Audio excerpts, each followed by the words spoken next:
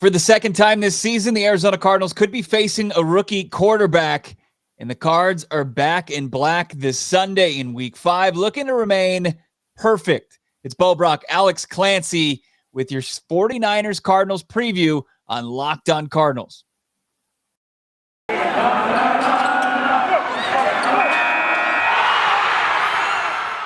You are Locked On Cardinals, your daily Arizona Cardinals podcast. Part of the Locked On Podcast Network. Your team every day.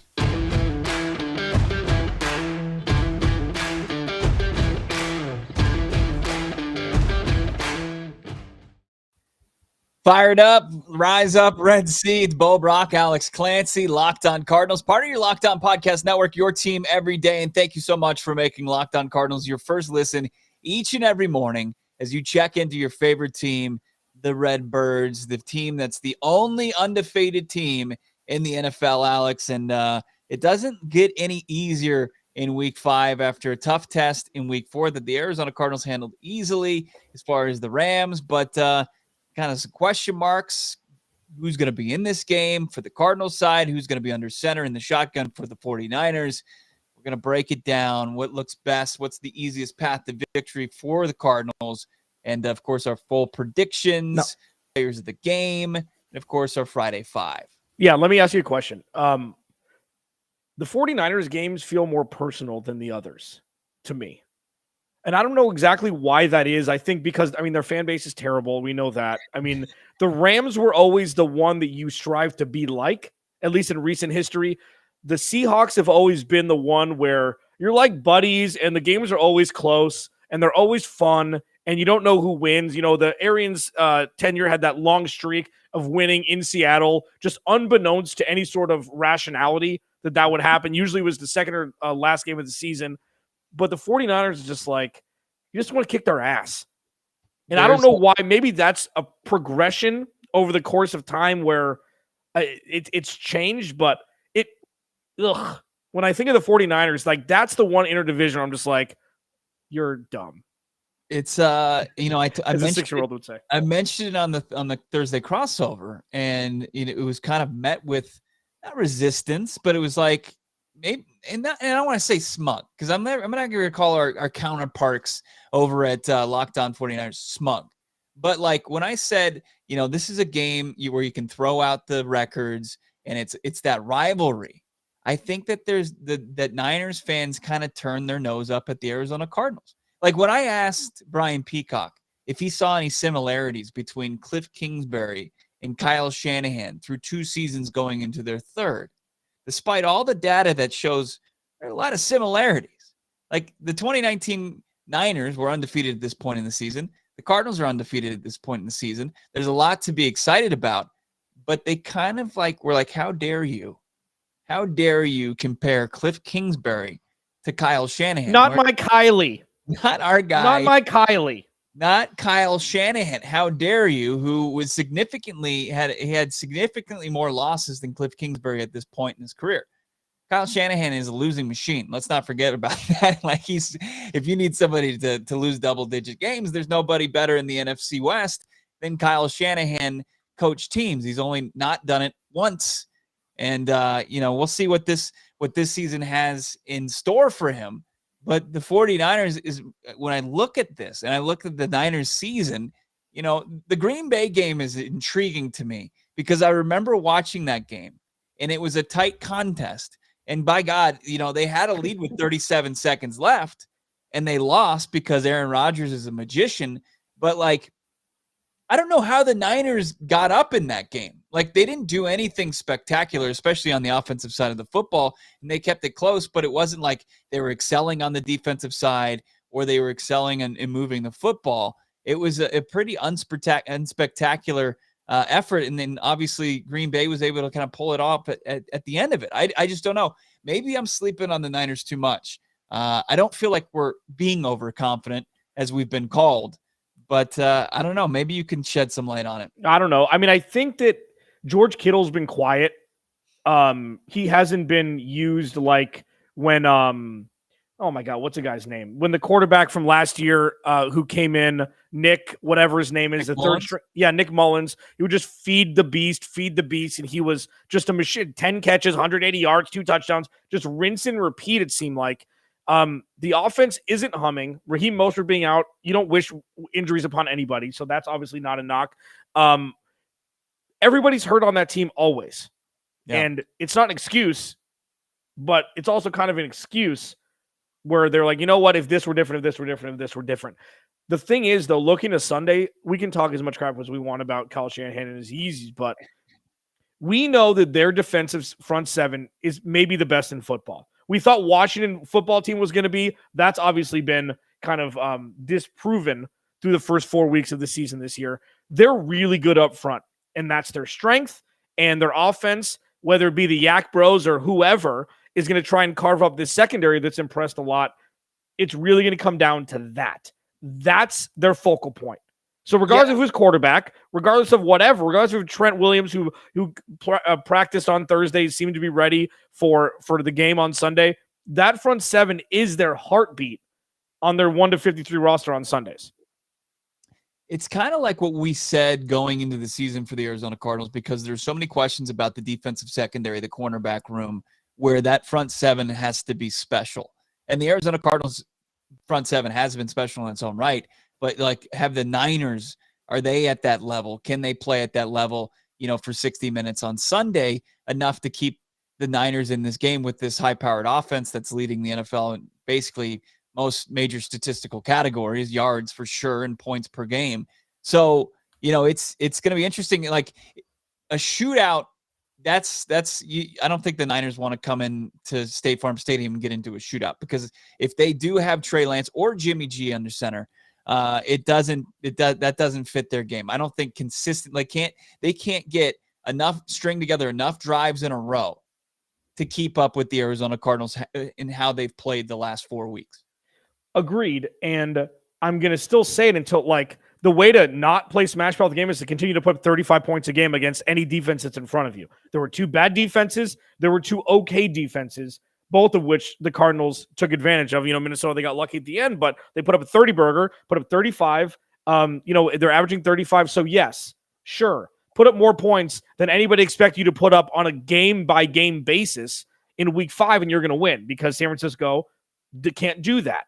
But that doesn't mean that the Cardinals can't win 17-13 either. Like, we're starting to see that they're able to win games that, they had no business being in the Minnesota game whatsoever after how it started.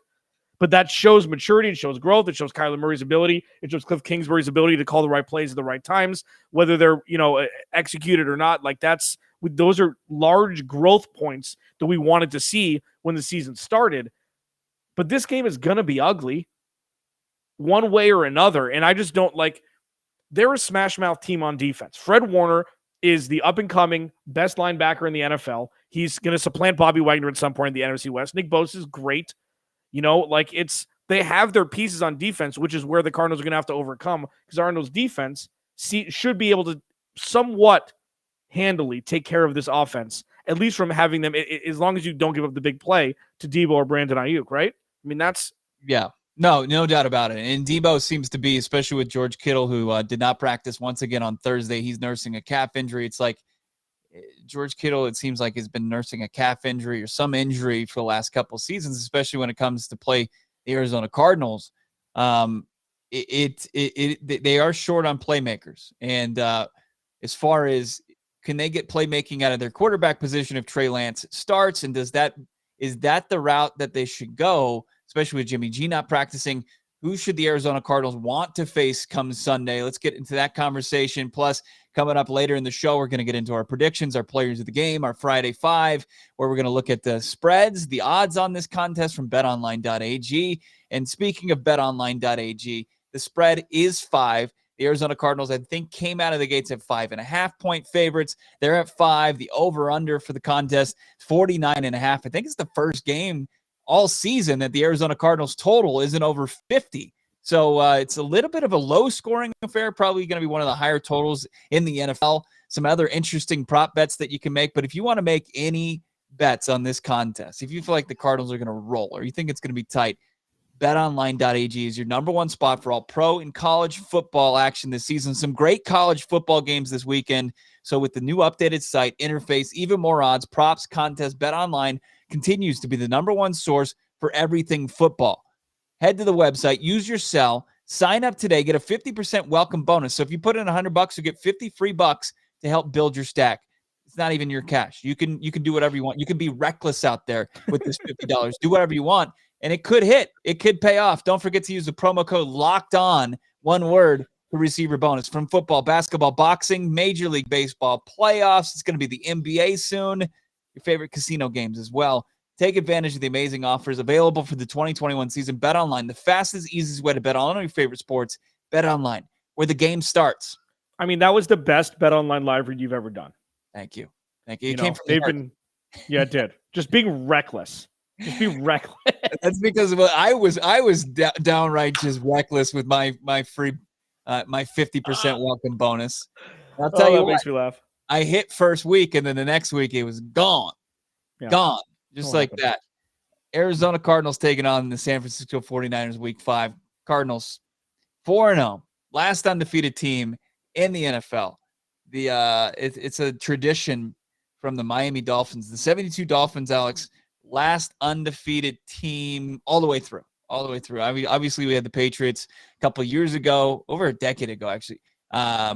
They went 16-0 in the regular season. Of course, lost to Eli Manning, David Tyree, a guy who worked at Best Buy for a little bit afterwards, catching a football with his helmet.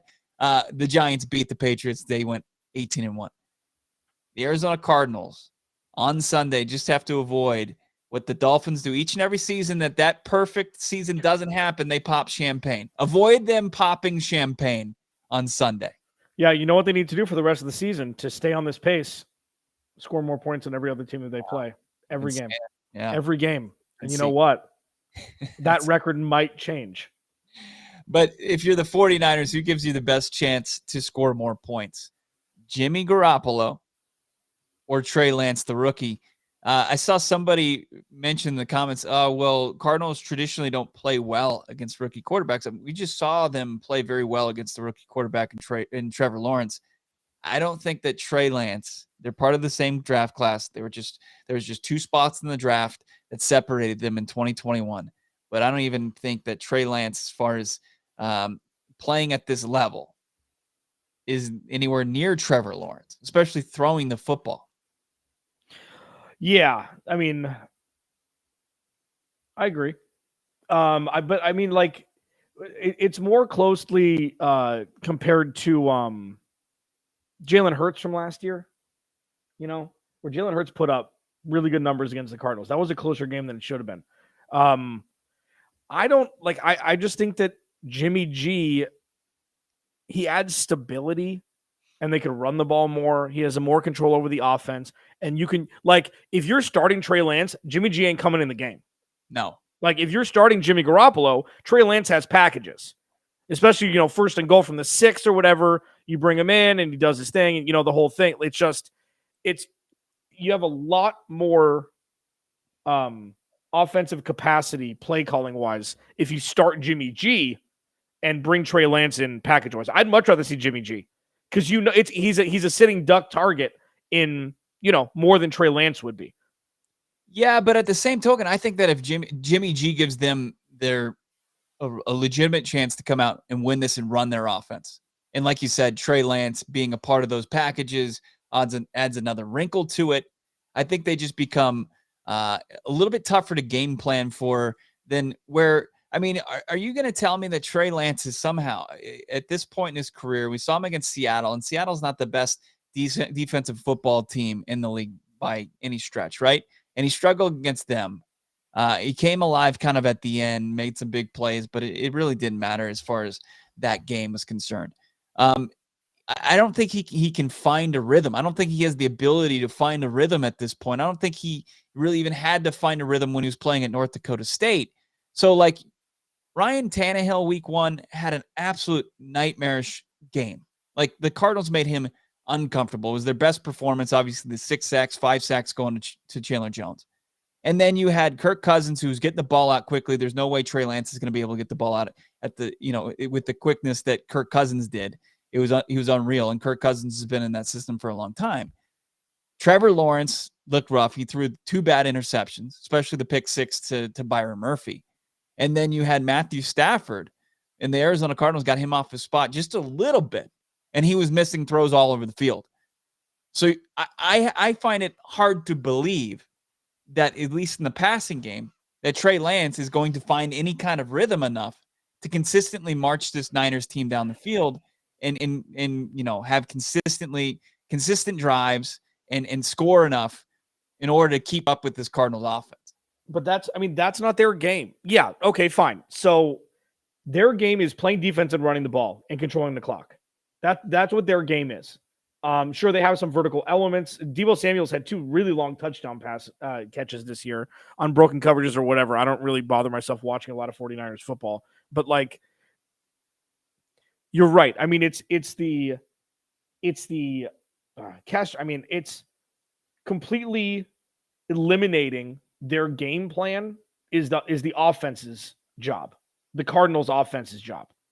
Their game plan is to run the ball, control the clock, keep the MVP front runner or one of them on the sideline for as long as possible. That's the goal. And what you've seen over the course of the season so far with the Cardinals is 50% of the time their run defense is good, 50% it's terrible, like not good. And we've seen it in every game. Yeah, and I feel like the first play from the opposing offense like sets the tone. Like if the game against Minnesota where they struggled, they hand the ball off and Dalvin Cook gashes him for like nine yards. The previous week, Derrick Henry was taken down for a tackle for a loss. And then we've seen like Jacksonville, they get hit for like 2-3 yard. It was Henderson last week. He got hit for 3 or 4, and they contained the run. And it was like, okay, the Rams had a little bit of success. If you look back at the film, it's like they got away from the run way too early. But I think that if the Niners go run heavy, that benefits the Cardinals too, because you're taking out their best offensive weapon in Deebo Samuel. Like if the offense works, if the Cardinals offense works, though, you don't want to play a low scoring game with the 49ers. They play ugly. You don't. So it is all predicated upon the offense ability to have sustained drive to score. Well, it doesn't even have to be sustained drive. Score a bunch of points. Yeah. Like that's what's going to get San Francisco off their rocker. If you're going to be in the 30s total points scored, that's San Francisco's turf. Regardless of how well the Cardinals have played so far, regardless of how mediocrely the 49ers have played so far. I mean, they haven't played anybody. Who'd they beat? Philly? Yeah. But the thing is, this is a perfect game for the NFL to remind everybody that every week is different. The NFL humbles you. You said that a couple times over the last few days. The NFL, you look at a team, division rival, Cardinals are flying high. This is a perfect situation where everything just magically changes. Where Deebo Samuel and Brandon Ayuk come into their own together in the same day. George Kittle, if he plays, is a terror. Who's going to stop George Kittle if they start using him correctly? It's not even about really the quarterback. It's about Jalen Thompson. Yeah, well, and Buddha loves tackling tight ends that are much bigger than him. But it's like, is Kyler Murray like, are they going to try and feed DeAndre Hopkins more, or are they going to shut down AJ Green a little bit more? And then you're going to have to kind of decide. Like the offense has been seamless, aside from Kyler Murray's a couple of interceptions. They haven't really had any sort of real resistance, obviously. Yeah. So if the resistance shows, we're going to kind of see, can the Cardinals step up to the challenge? Because the Cardinals go 5-0. I mean, that is a big deal. 2-0 in interdivision with 2 teams they've struggled with in recent history. Like, it's a big deal. Yeah, it's a big deal. No doubt about it. And this would be, I think, the 4th game out of their 5 where they're facing a new defensive coordinator. That's a pretty good advantage for an offense that has its play caller in place for the 3rd straight season. And who would have thought that the Cardinals are the poster child of stability in the NFC West? As you mentioned, like they're the poster child of stability as of this year in the NFC West. Because Seattle's a mess. I don't know why, because Pacific Northwest, people don't pay attention to it. They're a mess structurally. Right. I don't know. Yeah. I mean, you're right. That's a good point. Tough. when you're paying that quarterback that much money and you're paying a safety that much money, I mean, it's tough to put together rosters. I mean, we'll probably see it. Things are going to get a little hairier once Kyler Murray is going to command, close to $40 million a year and close to 20% of the salary cap. It's going to be wild. It's Brack, Alex Clancy, Locked On Cardinals. One of the biggest key stats that I've seen so far through 4 weeks to kind of highlight and plays a big role in the Arizona Cardinals' success, and it needs to continue on Sunday. Plus our predictions and our players of the game and our Friday Five. It's Locked On Cardinals, and Cardinals are best team in football. Why not celebrate with the best tasting protein bar, Alex? Built Bar. Built Bar is the best tasting protein bar on the planet.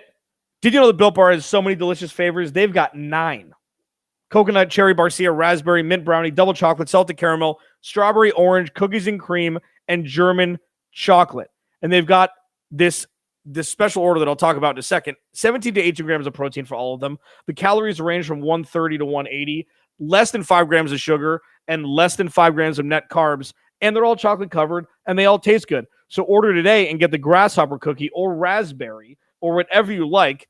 Built Bar is the official protein bar of the U.S. track and field team. We've talked about that during the Olympics. Go to Built.com and use promo code LOCKED15, and you get 15% off your first order. Use promo code LOCKED15 for 15% off at Built.com. 9 Built Bar flavors, same amount of times, amount of flavors as Kyler Murray's been hit by opposing defensive players this season. That's according to Johnny Kinsley. Brick Wall Blitz on Twitter. Total QB hits allowed through 4 weeks of football. Arizona Cardinals have allowed just 9. That's the best in the NFL. The Arizona Cardinals have allowed the least amount of times that their quarterback has taken a lick from the opposing defense. I don't think that we've ever uttered those, maybe beyond one game of the NFL season. This offensive line is playing at a high level. And there's so many reasons to celebrate this in many of the players on the line. I mean, but you believe there's one guy to really highlight. It's Rodney Hudson, baby. Yeah. I mean, there's no it's a ripple effect, obviously. So number one, let's go back to last year. This is exactly where the Cardinals offensive line was last year. But Kyler Murray was running the ball exponentially more times and was out of the pocket exponentially more percentage-wise than he is this year. He's eating in the pocket. He is eating in the pocket, and that's because the offensive line has been great. I call this the center position on the offensive line the spine, which allows the rest of the body to move with flexibility. DJ Humphries has been worth every single dollar of that contract and maybe 30 or 40% more, right? I mean, there's no question about that. Yep. And he's probably going to retire a Cardinal. They're probably going to give him an extension. Maybe at the end of this year, we'll see what the salary cap restrictions are. Kelvin Beachum has been a vision on the right side, even though he didn't play last week. Josh Jones is up there in all these percentage records. Pass block, is that what it was? Yeah, pass block win rate.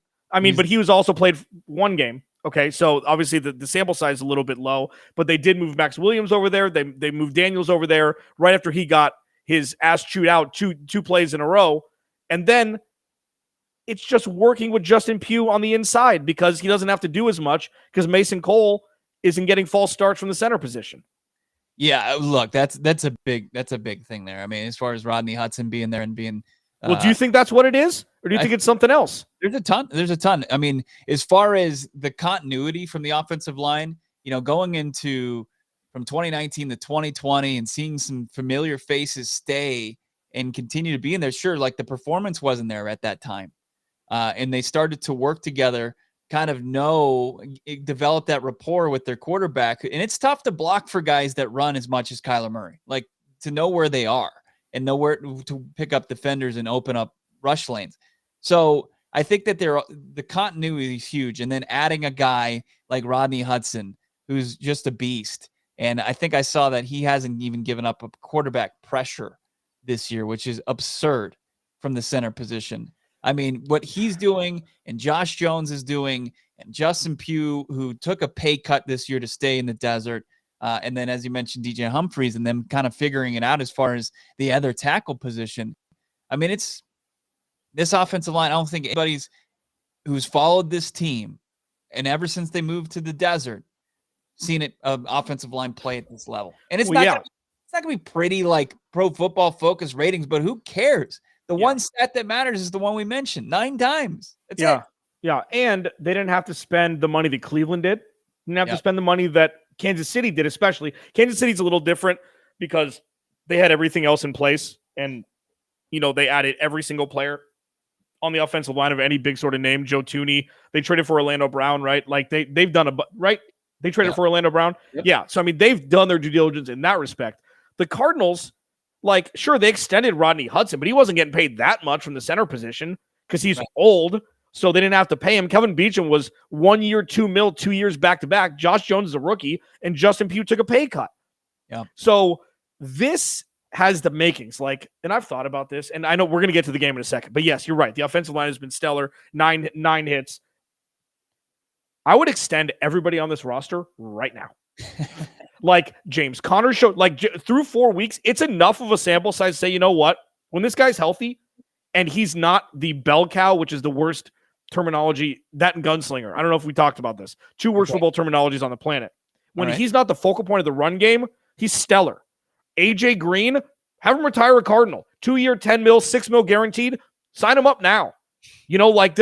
We've seen enough from every single person on the offensive side, as we mentioned, that says, you know what, it was the right move by Steve Keim. And he's still, now over 2 years, a top 10 GM in the NFL. Even though he didn't really address the cornerback position. We'll see what happens through the last 13 games of the season because we still got to track. Yeah. But everything's worked. Everything's worked. When you hit on draft picks, it makes life so much easier. When guys like Josh Jones work out, you don't have to go out onto the free agent market and spend a lot of money on a guard or a tackle to bring in. And now you can start to look forward to the draft. And you're like, okay, they can continue to be creative, and they can just take, impact players in the first round, even though Zaven Collins is a guy that we haven't seen a lot from. And I have a theory. I don't think Zaven Collins played a lot last week because the Rams are spreading it out a lot, especially in the second half. They were just throwing the ball a lot. We just didn't see a lot of Zaven Collins, and Jordan Hicks continues to play well. All right, let's get into this game. Yeah. The spread has changed a little bit. It came out. I don't think it ever reached 6. It was at 5.5 for most of the week. It's at 5 now. We're getting into our Friday 5. Arizona Cardinals 5-point favorites at home. You like it at all? Arizona Cardinals home favorites, 5 points, potentially rookie quarterback starting for the Niners. I'm not used to talking about it this way. I'm not used to seeing a minus before that number. Even last year, it just felt weird, and the numbers are getting bigger. And they've only been favored in one game this year, right? Or they've only been dogs in one game, right? And that was the opener. No, they were dogs against the Rams. Right. Correct. Sorry. Yeah. So 2. So 2-2. And I think there were very little favorites against Minnesota. I don't think it was more than a field goal. I'm not comfortable giving this many points. Not regardless of if they were it doesn't matter. It's interdivision. It's the 49ers. This is their Super Bowl through 5 weeks. This is the one that's going to get them up the most, even though it's Green Bay. I'm looking at 23-20. I'm taking I do not think that the Cardinals cover. I do not think they cover. I mean, I think they'll win, but I don't think they'll cover. That was the opener in 2020, wasn't it? I mean, it was basically that type of a game. It was back and forth, and the Arizona Cardinals had to make some big plays. It was 24-20. So you're looking at kind of a season opener type spread. San Francisco, this is a big game. If they lose, this is a team that's going to be 2-3, and they're going to be trying to figure out what they're going to do at the quarterback position for the rest of the season. At 2-3, do they just put Trey Lance back there and keep him back there? They've got Indy, they've got Chicago, so maybe they got a couple other opportunities before facing the Arizona Cardinals again. But, this is a big game for them, and it's going to kind of change the trajectory or direction that they go for the rest of the season. I think 5, I would probably, if I was pressed on it, and if I'm going to be reckless with my betonline.ag 50% welcome bonus, you rascal, I'm going 5. I'm taking the 5 for the Arizona Cardinals. Look, okay. I'll take the Cardinals to cover. The over-under I mentioned in the live read, it's the lowest all season long, 49.5. The Arizona Cardinals total 49 over under. You are going to have to get some scoring from the Niners, even if the Arizona Cardinals reach the 30-point level again for the 5th straight week. I don't trust it. I just and it's not because I don't want it to happen. I'm not being negative. Okay. So shut up. I'm not being negative when I'm not rainbows and butterflies out of my keister every time I talk about the Cardinals. It's hard to score 30 points in a game. It's hard to score 30 points in a game. And the Cardinals, the fact that they've done it, I would love to say, you know what? Bring it. Cool. They'll score 30 every game. Let's be real here and realize there's not momentum from week to week in the NFL. This is going to be a very, very difficult game because the 49ers defense is really good. It's really good. I mean, they gave up 33 to Detroit. They gave up 30 to Green Bay. Good offense, okay? But 33 to Detroit, they were up 48 points like with 2 minutes left, right? They almost lost. But that's kind of a misnomer a little bit. It's just, look, Robert Saleh is no longer the defensive coordinator for this team. True. Robert Saleh, it was one of his last games. He was the DC for this team in week 16 last year. It was one of the worst losses for the Cardinals. Yep. It was a tough loss because they lost to a third-string quarterback, essentially. But Robert Saleh inspired those guys on that sideline and in that defense. And D'Amico Ryans hasn't shown that he's that guy yet. And I think the Arizona Cardinals, this offense, Nick Bosa's fine, and Fred Warner's really good, but the back end of that, we might see Josh Norman if he's healthy. Like, come on, it's not 2015 any longer. It's 2021. I just think that the Arizona Cardinals, their offense, there's not enough players on the San Francisco 49ers defense to keep up with DeAndre Hopkins, AJ Green, Christian Kirk, Rondale Moore. And the reason why 23 is the number is because that's field goals and not touchdowns. They could get down to the goal line. They could get down to 1st and goal. Do it again. Yeah. Do it again. You do it this week. You do it against Cleveland next week. We're going to have a completely different conversation about this team and this offense. This could go down as a historical offense if they continue to go on this trajectory. That's rivaling the 2013 Denver Broncos, where Peyton Manning threw 7 touchdowns against Baltimore, a good defense in week 1, and they never looked back. These next 2 weeks are everything for this season. If they win these next 2 weeks with San Francisco at home and then Baker Mayfield being hobbled with a torn labrum on his non-throwing shoulder on the road, we're having a completely different conversation about the Arizona Cardinals as a whole. Get it done Sunday, regardless of how it happens. Matt Prater, I think, is going to have an integral role kicking field goals instead of them scoring touchdowns because that front seven is so good and it gets magnified inside the red zone. That's all. Kyler Murray terrorized the Niners 2 games last year on the ground, 75 yards rushing, 91 yards rushing, respectively. It's rushing total 31.5, according to betonline.ag. Last week, we told you to take the over. He hit it. Squeaked, right? Yeah. Well, he hit it. It was earlier in the game. It was the 16-yard run, right? The 18-yard run that did it? No, it was after that. I think it was to start the second half. He hit 34. I think was it 33.5? Yeah, it was 33.5, yo. 31.5. And I think he probably reaches it. Not because he's going to be under pressure a lot.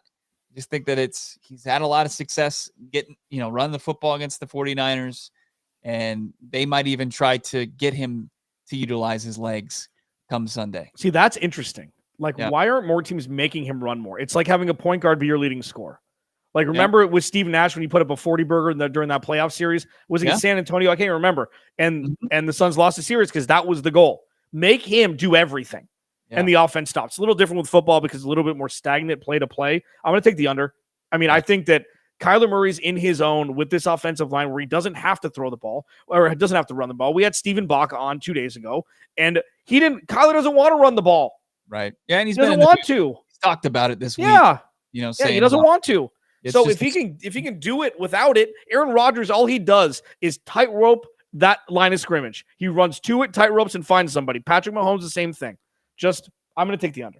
All right, I'm going over. You're going under. I got one bet that I'm almost 100% you're going to take the over on it. Last one of the day. Give it to me. Full predictions.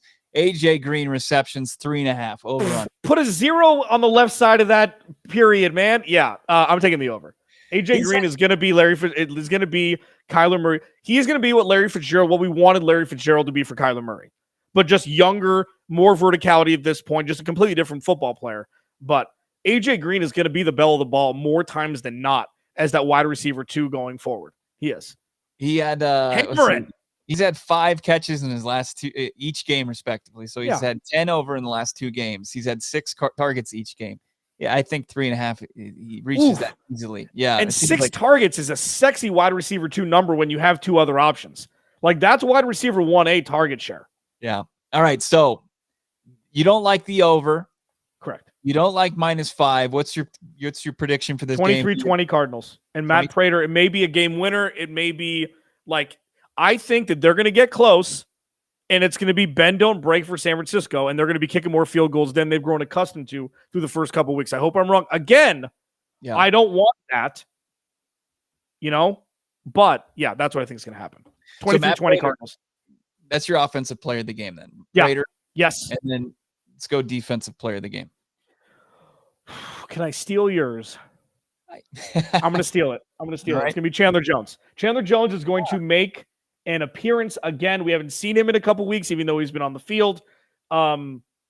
This is going to be Sackmaster Chandler Jones, Crab Cakes and Football Chandler Jones on Sunday again to up that sack total where it's been kind of stagnant since week 1. What about you, Bo Brock? Yeah, offensive player of the game. Offensive player of the game, I think it goes to Rondale Moore. I don't think there's enough guys in this defensive secondary. He's going to get going north and south at State Farm Stadium.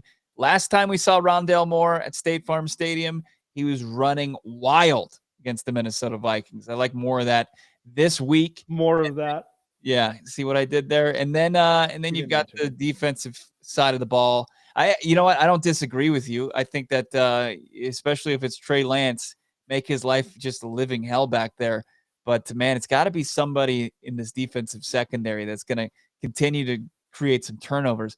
I think Budda Baker maybe gets his hands on a football this week. I can appreciate that. And the Arizona Cardinals, I think they hit 30. I do. I like it. 31-17. Things are going to change so much if that continues to happen. Like, seriously, it's going to change so much. What our defense is going to do. Like, how many great defenses are – we're going so long. Who cares at this point? Right. How many defenses are great in the NFL now that has a balanced offense to where they're not on the field all the time? Like, you could say Pittsburgh is an above-average defense, but they lost Bud Dupree and they lost Bud Dupree, and TJ Watt's been hobbled. Yeah. Their offense is terrible. You've got Buffalo, and you don't know. Buffalo's played some of the worst offenses in the league. Miami and Davis Mills and the Houston Texans. So Cleveland. I mean, Cleveland, they can get to the quarterback, no doubt about it. And that's the next week. And then Carolina's emerged out of nowhere. A couple of those draft picks hit, and they made some pretty wise moves in free agency, including Hassan Reddick, who's had a good season. So. Well, the 49ers are a good defense. Like, you have to give them credit. They're a good defense. We'll see if the offense can stay on the field long enough to give them, to keep them gassing. It's weird, but like when you look at the standings, you look at the points against, like the Niners are the worst team in the NFC West going into week 5. It's wild. They've given up the most points. So it is odd. Like some of the things that you thought you knew are quickly changing, and that happens year to year in the NFL. But the Niners are going to look to kind of right the ship and get things back and set the tone defensively, no doubt about it. We'll see if the Arizona Cardinals can continue their coin toss streak as well. We'll see that. That's it. If they win the coin toss and they score more points than the other team, they're going to win again. Let us know what your prediction is in the comments. If you're watching on YouTube, please subscribe. Thank you for making Locked On Cardinals your first listen each and every day. If you listen to us on podcast, thank you so much. Follow along on Twitter at Clancy's Corner, at BOBRACK, and of course at Locked On AZCards. Have a great weekend. Of course, we'll talk to you the halftime show, halftime between the Arizona Cardinals and the 49ers. What went right? What went wrong? We're breaking it down. Plus your thoughts in the chat. It's always a blast. Join us then this Sunday. Locked On Cardinals. We'll talk to you soon.